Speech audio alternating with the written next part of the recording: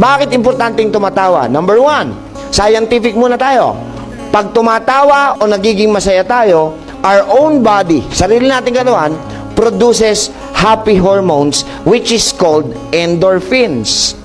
And endorphins, for your information, is a natural pain reliever.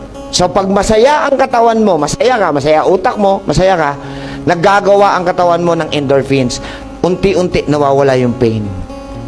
Kaya pag may masakit sa inyo, huwag kayong manonood ng drama. Naapektuhan kayo mentally and emotionally.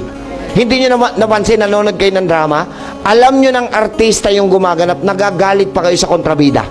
Sinabi naman ng Panginoon, sabihin natin, Proverbs 17:22. Hoy, may sinabi ho kayo, narinig ko ang sabi nyo, laughter is the best. Sabi ng tao yon.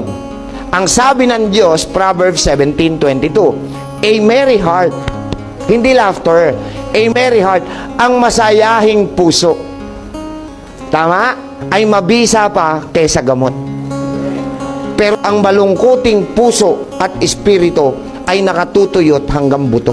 Hindi totoo yung laughter is the best medicine. A merry heart, masayahing puso. Alam niyo kung bakit pinabubulaanan ko yung laughter is the best medicine? Sa mental hospital, araw-araw tumatawa. Wala namang gumali.